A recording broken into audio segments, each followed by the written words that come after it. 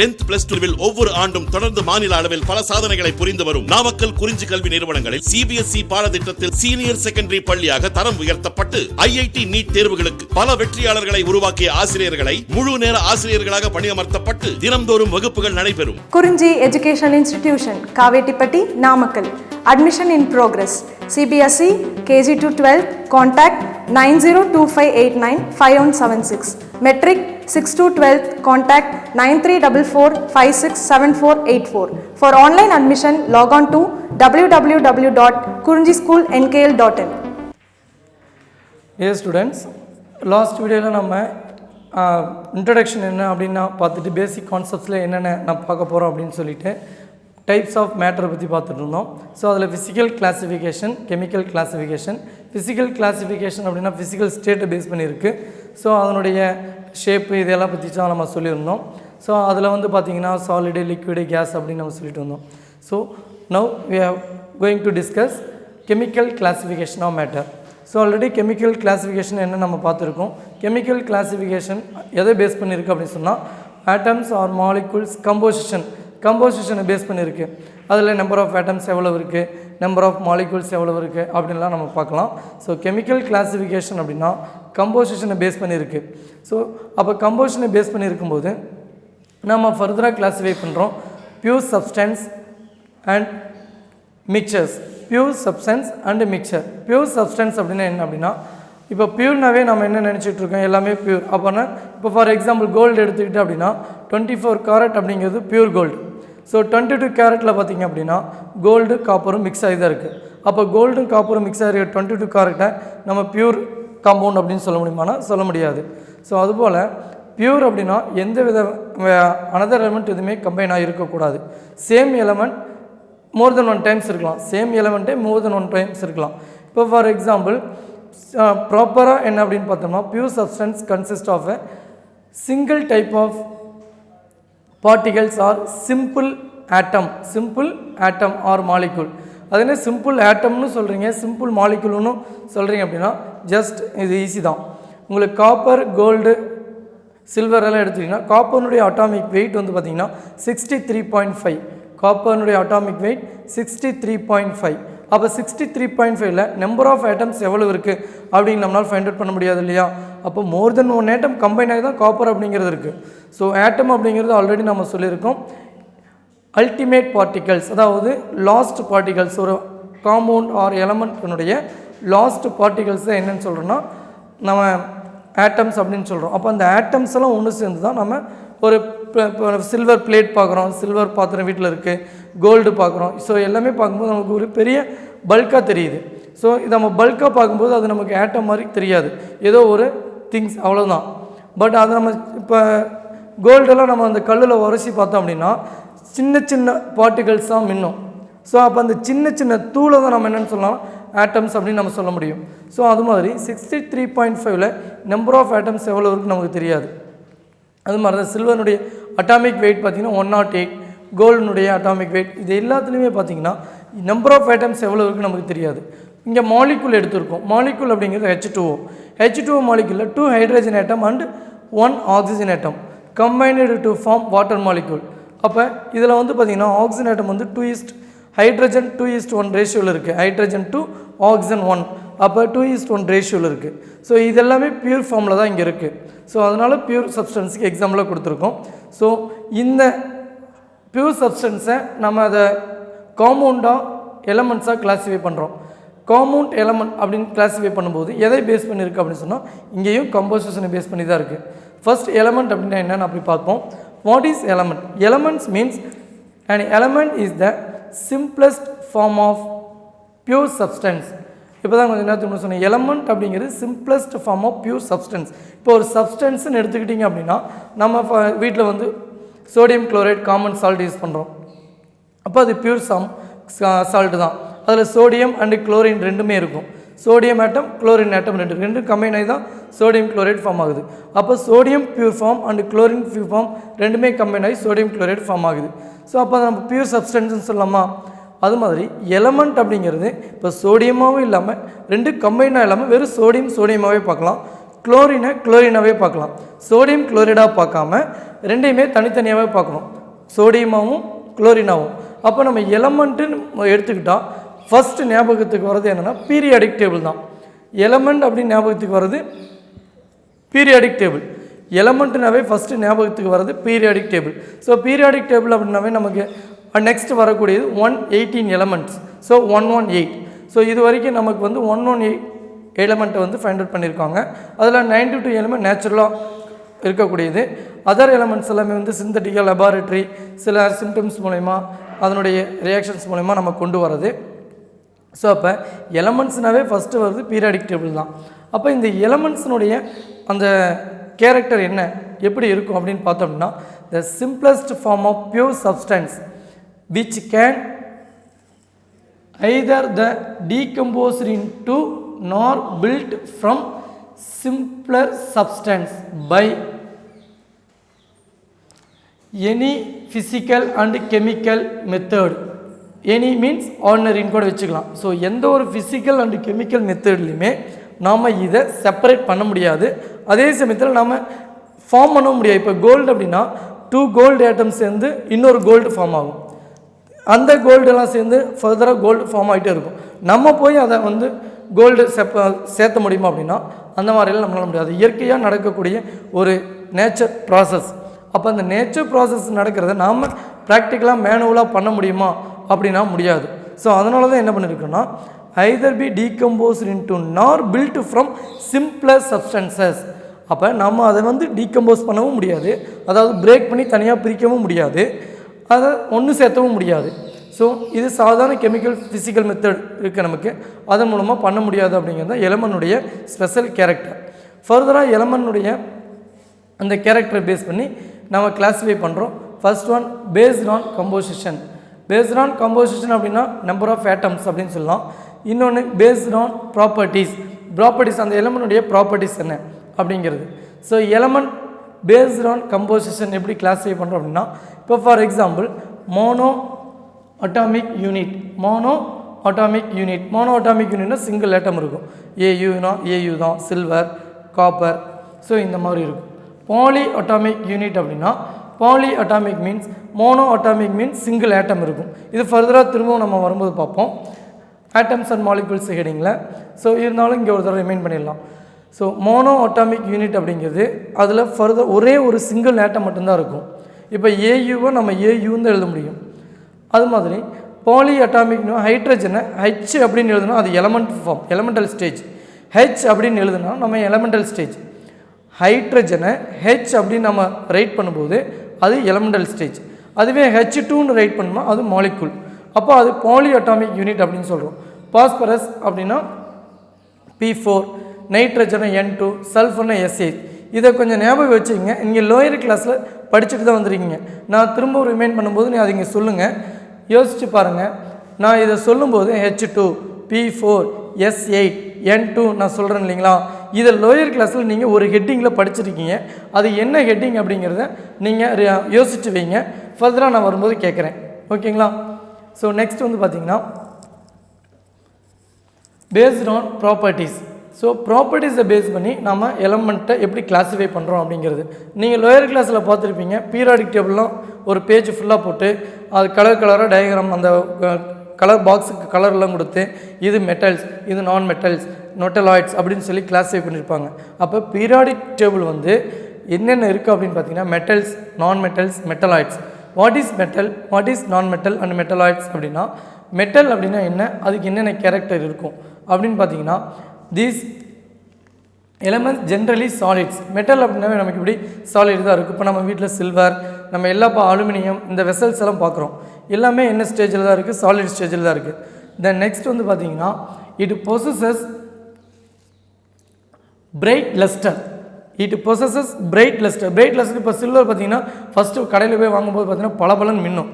அதே கோல்டு எல்லாமே வந்து பார்த்திங்க அப்படின்னா அது ஒரு மிளிரக்கூடியது, சரிங்களா, ஒரு மாதிரி நமக்கு ஒரு நம்மளை அட்ராக்ட் பண்ணக்கூடியது. அந்த மாதிரி ஒரு மிளிறது தான் நம்ம என்னென்னு சொல்கிறோம், லஸ்ட்ரஸ் அப்படின்னு நம்ம சொல்கிறோம்.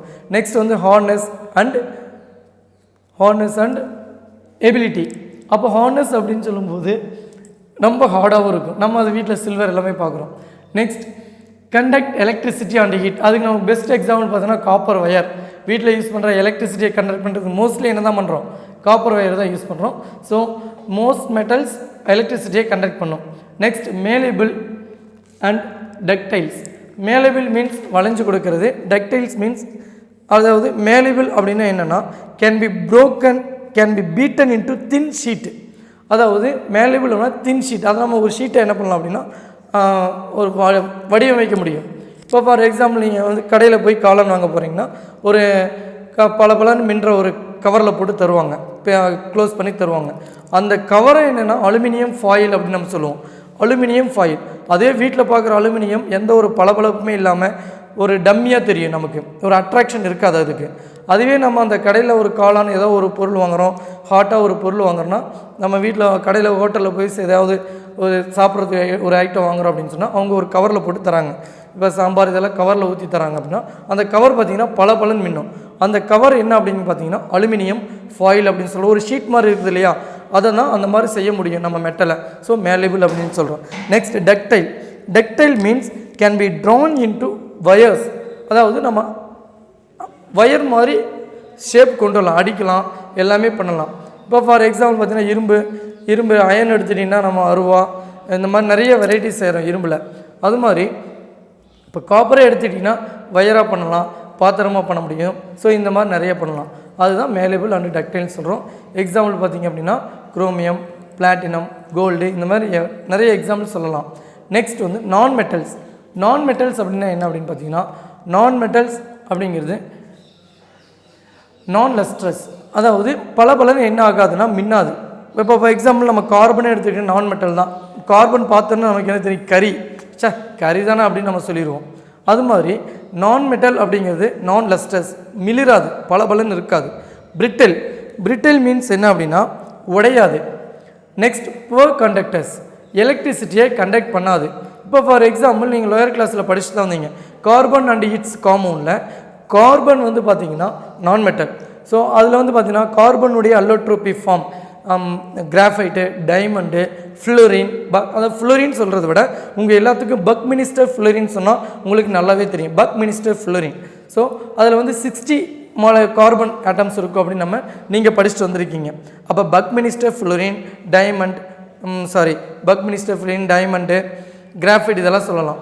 இப்போ இதுலேயே பார்த்தீங்கன்னா டைமண்ட் வந்து நான் கண்டக்டர், அதே கிராஃபைட் பார்த்தீங்கன்னா எலக்ட்ரிசிட்டியை கண்டக்ட் பண்ணும்.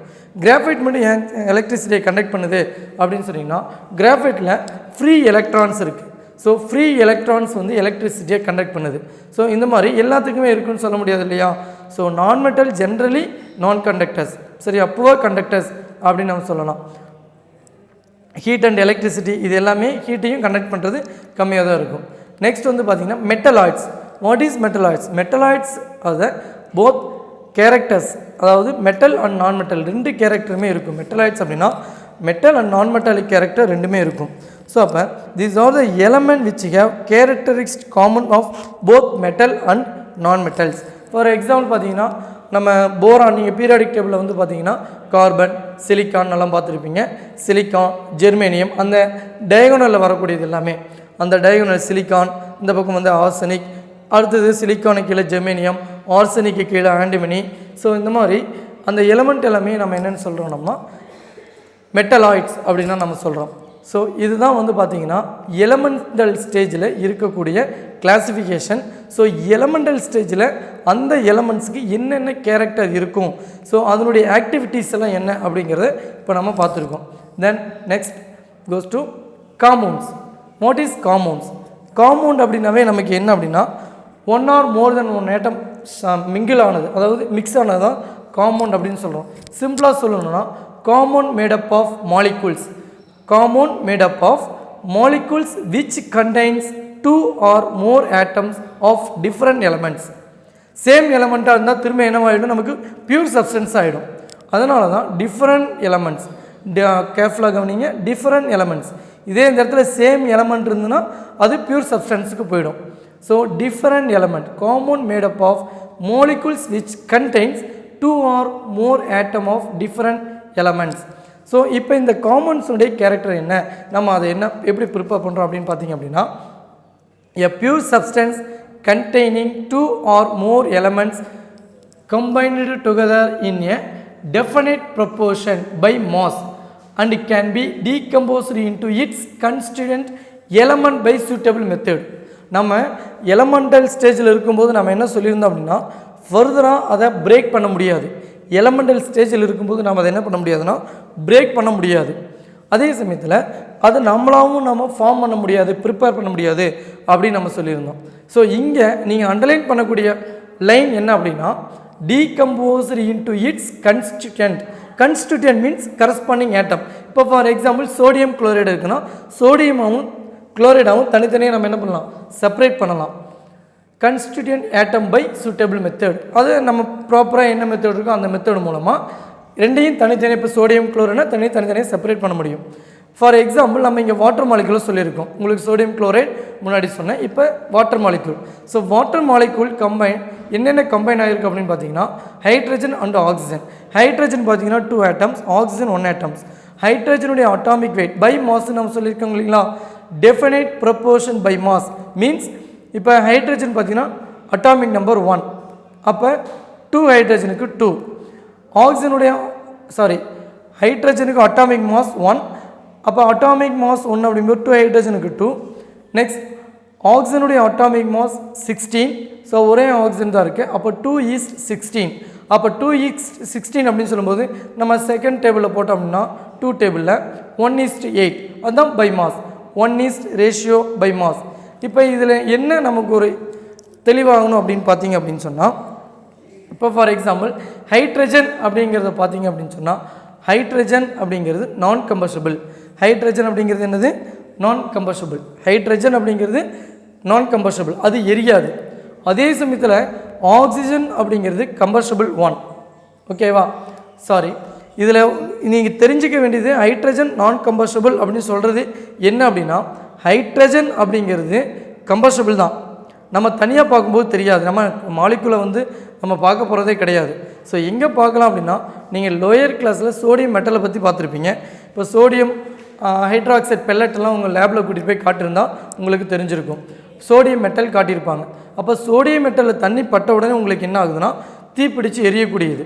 சோடியம் மெட்டல் தண்ணி பட்ட உடனே தீப்பிடிச்சு எரியக்கூடியது. அப்போ சோடியம் மெட்டல் மேலே வாட்ரு ட்ராப் பட்ட உடனே உங்களுக்கு அதுலேருந்து ஹைட்ரஜன் லிபரேட் ஆகும்.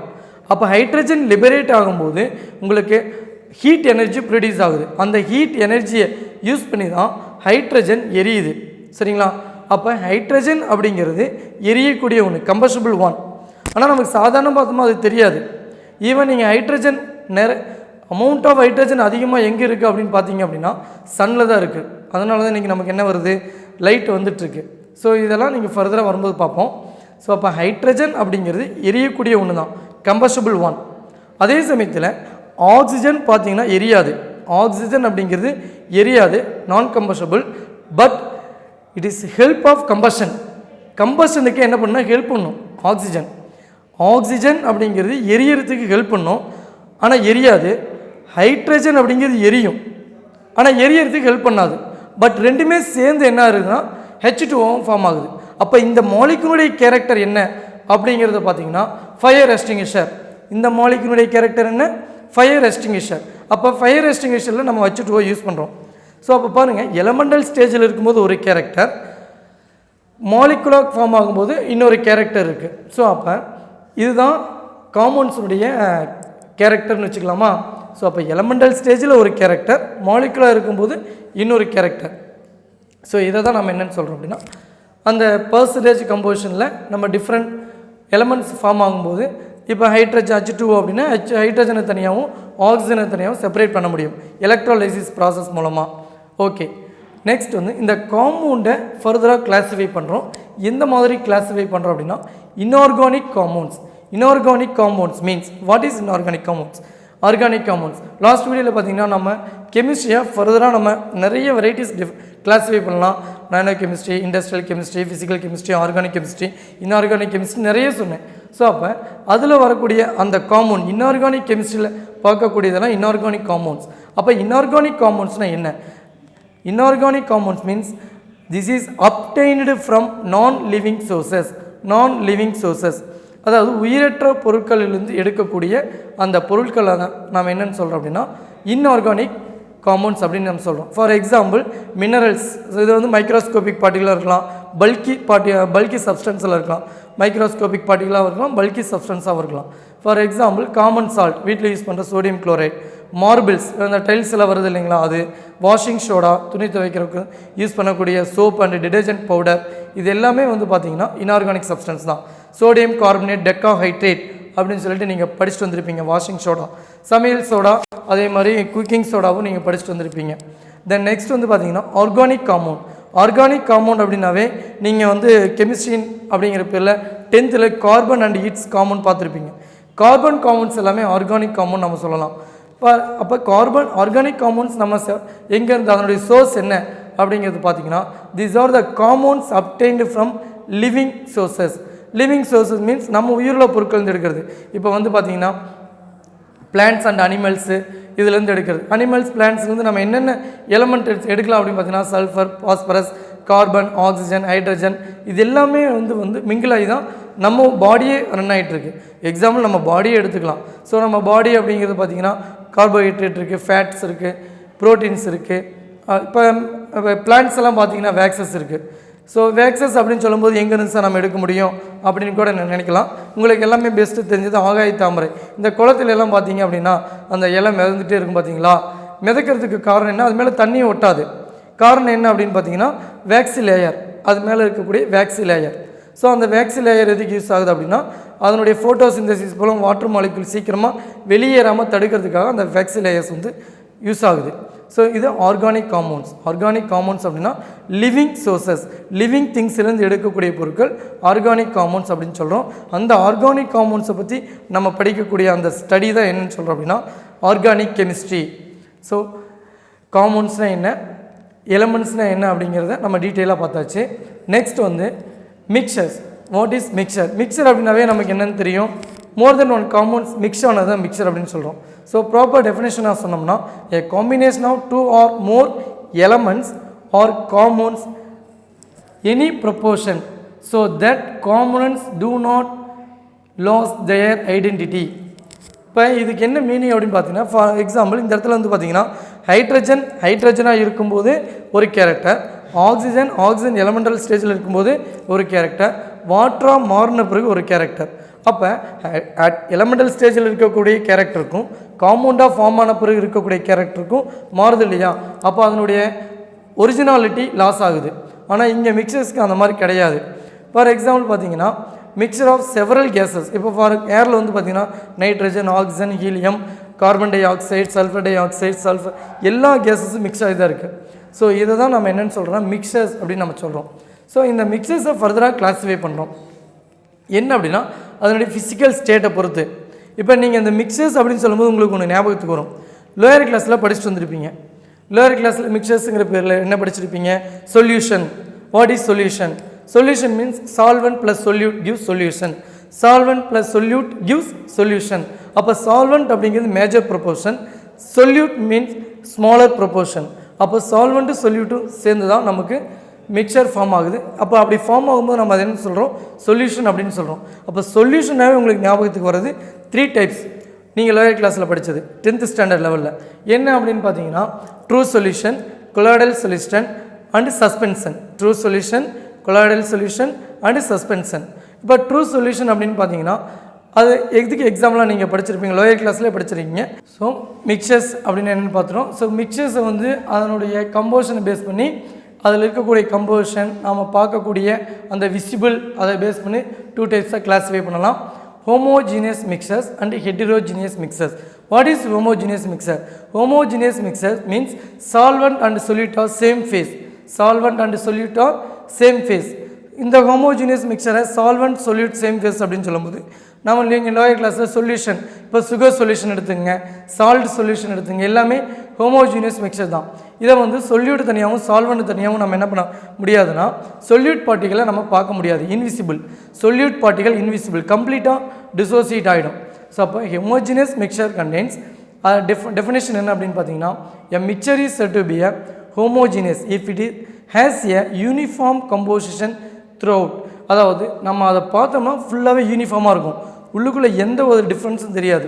இப்போ ஒரு கிளாஸில் பார்த்தீங்க அப்படின்னா ஒரு கிளாஸில் கண்ணாடி டம்ளரில் வாட்டரு சால்ட்டு மிக்ஸ் பண்ணிங்கன்னா சால்ட்டு கம்ப்ளீட்டாக டிசால்வ் ஆகிட்டு உங்களுக்கு திரும்ப பியூர் சொல்யூஷனாக தான் தெரியும், கிளியராக தான் இருக்கும். ஸோ அதை நீங்கள் சொல்யூட் பார்ட்டிகல் அதாவது சால்ட்டை பார்க்க முடியுமா அப்படின்னா பார்க்க முடியாது இல்லையா. ஸோ இதை நீங்கள் ட்ரூ சொல்யூஷன் அப்படிங்கிற பேரில் நிறைய கிளாஸில் படிச்சிருந்தீங்க. ட்ரூ சொல்யூஷன் மீன்ஸ் எந்த ஒரு டிஃப்ரெண்ட்டும் அதில் தெரியாது. நீங்கள் சொல்யூட் பார்ட்டிகளை மிக்ஸ் பண்ண பிறகு ரெண்டுமே சேம் ஃபேஸில் இருக்கும். இப்போ சொல்யூட் பார்ட்டிகல் அப்படின்னு சொல்லும்போது சார் நம்ம வேறு எதன் மூலமாக பார்க்க முடியுமானா இது அல்ட்ரா மைக்ரோஸ்கோப்னால கூட நீங்கள் பார்க்க முடியாது. அல்ட்ரா மைக்ரோஸ்கோப் மீன்ஸ் நீங்கள் வந்து பார்த்தீங்கன்னா பவர்ஃபுல் மைக்ரோஸ்கோப் அப்படின்னு சொல்கிறோம். அப்போ அதில் இருக்கக்கூடிய அந்த மிக்சரை காம்பனண்ட், அதாவது காம்பனண்ட் அப்படின்னு சொல்லும்போது காம்பனண்ட் ஆஃப் மிக்சர் அப்படின்னா அந்த சொல்யூட் பார்ட்டிகல்ஸ். இப்போ the component of mixture cannot be seen even under ultra microscope or powerful microscope. நீங்கள் அல்ட்ரா மைக்ரோஸ்கோப்னால கூட என்ன பண்ண முடியாதுன்னா இதில் சொல்யூட் பார்ட்டிகளை பார்க்க முடியாது. ஸோ அந்த அளவுக்கு மைனூட் பார்ட்டிகளாக இருக்கும். ட்ரூ சொல்யூஷன்னா நீங்கள் அது உங்களுக்கு பார்ட்டிகல் சைஸ்லாம் பார்த்துருப்பீங்க. 1 to 10 ஆம்ஸ்ட்ராங் வரைக்கும் இருந்து அப்படின்னா அது ட்ரூ சொல்யூஷனுக்கு உண்டான பார்ட்டிகல்ஸ் அப்படின்னு நம்ம சொல்ல முடியும். எக்ஸாம்பிள் நம்ம சீ வாட்டர் அண்டு பிரேஸ், இது வந்து நம்ம மெட்டலில் பார்க்குறோம். ஸோ பிரேஸ் அப்படிங்கிறது என்ன அப்படின்னு பார்த்தீங்கன்னா காப்பரும் ஜிங்க்கும் மிக்ஸ் ஆனது தான், காப்பர் அண்டு ஜிங்க் மிக்ஸ் ஆனது தான் பிரேஸ் அப்படின்னு சொல்கிறோம். அப்போ இது எல்லாமே வந்து பார்த்திங்கன்னா நம்ம காப்பரையும் நீங்கள் தனியாக பார்க்க முடியாது, ஜிங்கையும் தனியாக நம்ம பார்க்க முடியாது. அப்போ பிரேஸ் அப்படிங்கிறது ஒரே மாதிரி தான் நமக்கு தெரியும். ஸோ இது ஹோமோஜினியஸ் மிக்சருக்கு எக்ஸாம்பிளாக சொல்லலாம். Next heterogeneous mixture. What is heterogeneous mixture? Solute and solvent different phase. அதாவது சொல்யூட்டை வந்து நம்ம என்ன பண்ண முடியும், சொல்யூட் பார்ட்டிகளை நம்ம கண்ணால் பார்க்க முடியும். இதுக்கு அல்ட்ரா மைக்ரோஸ்கோப் கூட தேவையில்லை, சாதாரண ஐனாலே என்ன பண்ண முடியும்னா பார்க்க முடியும். A mixture is said to be a heterogeneous if its composition is not uniform throughout. For example, நம்ம வந்து வாட்டரில் மணல் போட்டோம் அப்படின்னா வாட்டர் தனியாக மணல் தனியாக நமக்கு தெரியும். அதே மாதிரி mixture of iron fillings, common salt and sulphur, இது எல்லாமே ஒன்றுக்கு ஒன்று மிக்ஸ் ஆகாது தான். அப்போ தனித்தனியாக நம்ம செப்பரேட்டாக பார்க்க முடியும். ஸோ இது எல்லாமே ஹெட்ரோஜினியஸ் மிக்சருக்கு எக்ஸாம்பிளாக சொல்லலாம். ஸோ இவ்வளோ தான் கிளாசிஃபிகேஷன் ஆஃப் மேட்டர்ஸ். ஸோ மேட்டர்ஸ்னுடைய கிளாசிஃபிகேஷன் நம்ம டீப்பாகவே பார்த்தாச்சு. ஸோ உங்களுக்கு ஜஸ்ட் இதோட இன்ட்ரடக்ஷன் தான். ஸோ இதை பற்றி நம்ம தெளிவாக தெரிஞ்சுக்கிட்டோம் அப்படின்னா ஃபர்தராக போக போக உங்களுக்கு இன்னும் சப்ஜெக்ட் ஈஸியாக இருக்கும். ஸோ நெக்ஸ்ட் இப்போ வந்து ஆட்டம்ஸ் அண்ட் மாலிகுல்ஸை பற்றி பார்க்கலாம். What is atoms and molecules? Atom and molecules அப்படின்னா உங்களுக்கு தெரியும், ஆட்டம்ஸ் அப்படிங்கிறது சிங்கிள், அதாவது அல்டிமேட் பார்ட்டிகல்ஸ் அப்படின்னு நம்ம சொல்லியிருந்தோம். மாலிகுல்ஸ் அப்படிங்கிறது அந்த பார்ட்டிகல்ஸ் எல்லாம் ஒன்று சேர்ந்ததான் மாலிகுல் நம்ம ஆல்ரெடி பார்த்துருந்துருந்தோம். ஸோ அதே தான் இப்போவும் சொல்ல போகிறோம். Atoms means the smallest particle of an element which may or may not have independent existence called atom. Existence is called atom. இப்போ ஆட்டம் அப்படிங்கிறது ஸ்மாலஸ்ட் பார்ட்டிகல் தான். அது எலமெண்ட்டாக இருக்கும்போது, இப்போ ஃபார் எக்ஸாம்பிள் ஏயு அப்படின்னா கோல்டு வந்து எலமெண்டல் ஸ்டேஜில் தான் இருக்குது. இப்போ இந்த ஆட்டமே ஃபர்தராக கிளாஸிஃபை பண்ணிங்கன்னா பாருங்கள், ரெண்டாக செப்பரேட் பண்ணிட்டோம். இந்த ஆட்டமை ரெண்டாக செப்பரேட் பண்ண திரும்ப என்ன தான் வந்திருக்கு, ஆட்டமே தான் வந்திருக்கு. ஸோ பியூர் சப்ஸ்டன்ஸாக தான் இருக்குது. ஸோ ஆட்டம் அதை கிளாஸிஃபை பண்ணால் திரும்ப ஆட்டம், பட் அந்த ஆட்டம் அப்படிங்கிறது சேம் ஆட்டம். அதாவது இது ஒரு பல்கின்னு எடுத்திங்கன்னா அதனுடைய ப்ரொப்போர்ஷன். இப்போ பார்த்தீங்கன்னா வீட்டில் கல்லுப்பு இருக்குது. ஸோ கல்லுப்புன்னு சொல்லுவோம் இல்லையா, காமன் சால்ட்டு. இப்போ அந்த கல்லுப்பு எடுத்துக்கிட்டு ராக் சால்ட், கல்லுப்பு எடுத்துக்கிட்டு உடைச்சோம் அப்படின்னா நமக்கு தூளுப்பு கிடைக்குது. அப்போ கல்லுப்பு எடுத்துக்கிட்டு உடைச்சோம்னா தூளுப்பு கிடைக்குதுங்கிறது இந்த டெஃபினேஷனுக்கு பொருந்துன்னு வச்சுங்களேன். The smallest particle of an element which may or may not have independent existence is called atoms. அப்போ நீங்கள் சோடியம் குளோரைடை கல்லுப்பு உடைக்கும் போது தூளுப்பு கிடைக்குது. பட் கல்லுப்பு உடைக்கும் போது சோடியம் குளோரைடை உடைச்சிங்கன்னா தூளுப்பு கிடைக்குது, அதுவும் சோடியம் குளோரைடு தான். கல்லுப்பு உடைச்சிங்கன்னா சோடியம் குளோரைடு NaCl, அதை உடைக்கும் போது உங்களுக்கு தூளுப்பு கிடைக்குது, அதுவும் சோடியம் குளோரைடு தான். நீங்கள் அதை சோடியம் தனியாகவும் குளோரைடு தனியாகவும் சொல்ல முடியுமா? முடியாது. ஸோ தட் இஸ் ஆட்டம், அதுதான் ஆட்டம் அப்படின்னு நம்ம சொல்கிறோம். Next molecules. அப்போ மாலிகுல்ஸ் அப்படின்னு என்ன அப்படின்னா the smallest particle of a substance which is capable of independent existence. அப்போ நம்ம இதில் என்ன பண்ண முடியும் அப்படின்னா, இப்போ ஃபார் எக்ஸாம்பிள் அதே சோடியம் குளோரைட் ராக் சால்ட்டு தான் எடுத்திருக்கோம். அப்போ ராக் சால்ட்டை ஃபர்தராக நம்ம ரெண்டாக பிரித்தோம் அப்படின்னா சோடியம் தனியாகவும் குளோரைடு தனியாகவும் செய்ய முடியும்.